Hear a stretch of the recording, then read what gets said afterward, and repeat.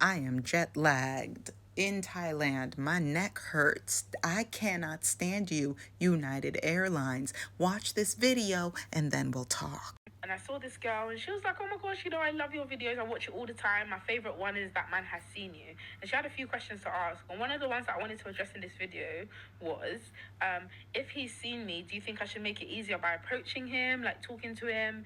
Maybe he's not approaching me because he thinks I'm unapproachable. And let me tell you something, babe. I feel like as women, we need to understand men. I need you to understand that man will move. Listen, he could be shy. He could have a speech impediment. That man will find a way. He will write on a piece of paper everything he needs to say to you. He will do what he needs to do to move to you. Now, I need to get these thoughts out before I take so much Advil that I forget my middle name. So, first of all, hi, my name is Shayna. For those of you who are new here, I'm a journalist, and on this page, I talk a lot about decentering men and child-free living. Also, when it comes to actually writing, getting things published, I talk about the intersection of food, beverage, travel, and global politics. I've also just moved to Thailand. I don't know what's happening to my eyebrow. We're moving forward. If any of that sounds like a vibe, please like, share, and subscribe for more travel content. Go head over to my Patreon. Also, if you would like to start your freelance writing journey, be that on platforms like this or written, so that way you can get paid to share your thoughts with the greater universe, head over to everything in my description. All of the information is there. Now let's dive into the meat and potatoes of this. And when I say meat and potatoes, I mean story time, because oh my God, my neck. So I'm going to share a story, not my story, but a very, very, very dear friend of mine's story. And I realize that I don't share enough stories of the people that are near and dear in my life. And obviously, I'm not going to share their names and stuff like that. They deserve privacy too. Come on, guys.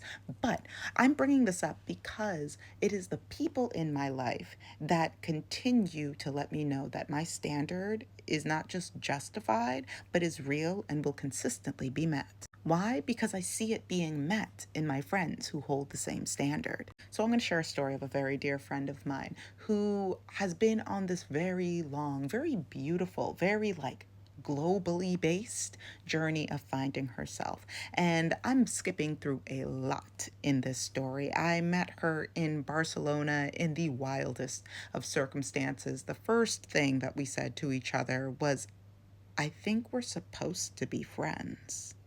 And then we've been locked in ever since. She was my emergency contact when I was in Barcelona. Not this most recent time when I fled, but the time before. Anyway, we're fast forwarding. So she was going through different parts of Southeast Asia, primarily Thailand, going on different silent retreats. Very meditation based, very I just need to be alone with my thoughts, to read, to journal, to center myself, so that way I know what moving forward I should be doing. Right. So she's going through Southeast Asia doing different meditation based retreats consistently. As she's doing this, mind you, a lot of this is free. That's a whole other story. I'll probably talk about that on Patreon more if you guys are curious. But so she's going through she's going from silent retreat to visiting a friend to silent retreat. And I'm not talking days. The retreats that she goes on, there was one that she went on that was 3 weeks. When I say silent, I mean in a monastery in the mountains, silent retreats, right? So she's doing this for months. And it was on one of these New Year's, there was a guy, she was on a silent retreat that went over New Year's. And there was a guy that was at the silent retreat and he saw her and she saw him see her. And she was like, okay. And they don't say anything, obviously, because it's a silent retreat. So time goes on. They're still kind of peeping each other, but she's like, I'm here for my mental. I'm here for my mental. I'm not going to be focused on this. So there was a brief time where they were allowed to speak. And the first thing that they said to each other was Happy New Year, because it was New Year. New Year's was happening at the monastery, and they just said Happy New Year's, and then that was it. So then I think a day or two passes, and she goes and she leaves the retreat. Her time at the retreat is done. He goes and writes her a note. I also want this to be known. He did not come with a pen and paper. He had to find somebody on the monastery who happened to have a pen, and then find somebody else on the monastery that happened to have a brochure that happened to not have words on the back of it, not a single-sided brochure.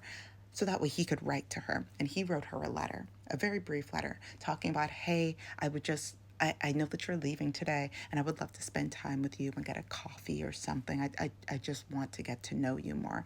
Here's my phone number. If you would like to get to know me, there's no pressure, but I just had to reach out to you before you go. That was the beginning of their relationship. They have been together for a number of months now, and he is orienting his life so that way he can not only continue to provide for himself, but he now is growing the capacity of providing, because he's like, I need to not just think about myself. I need to think about how I can provide for my friend indefinitely into the future, because I want to. She is so happy. She is glowing. She feels seen. She feels loved. He feels seen. He feels loved.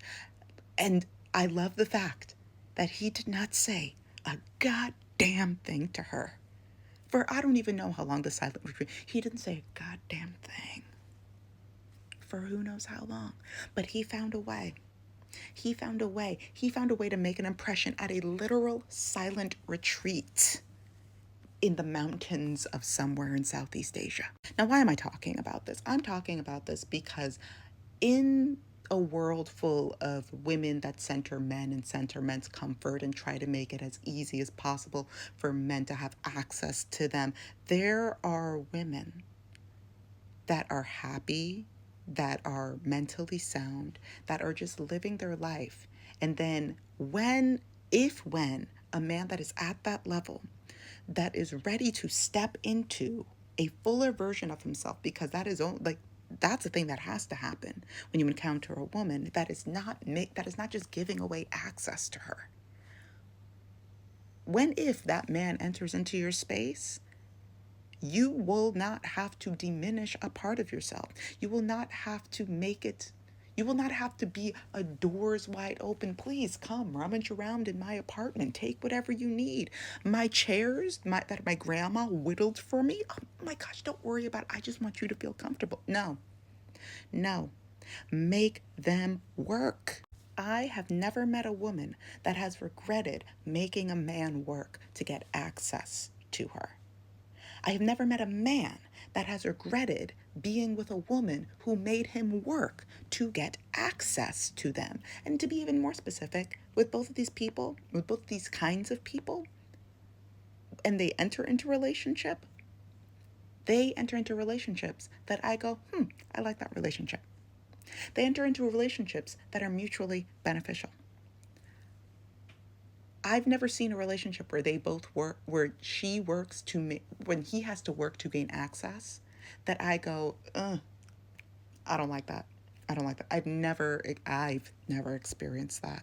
Now, while not every woman in my life has a story like this, I know numerous women who have stories that, obviously not a silent retreat in Southeast Asia, but to that level of I was and will continue to live my own life, and I will not diminish this journey that I am on for the sake of creating easier access, because it would have been nothing for her to start yapping in the middle of a silent retreat, and then who knows what kind of lessons she would have missed for herself, what kind of revelation she would have. No, she was like, I'm still living my life.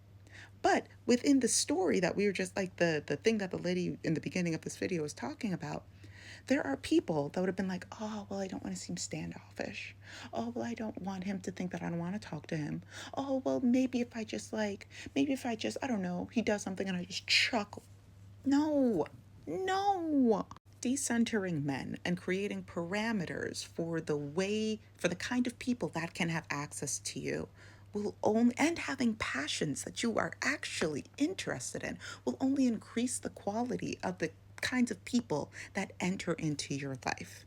Now, the difference between like those parameters and then like creating walls to push people out, that's a completely different conversation. But I would love to hear your thoughts on this. Please type them in the comment section. And now I'm going to take care of my neck.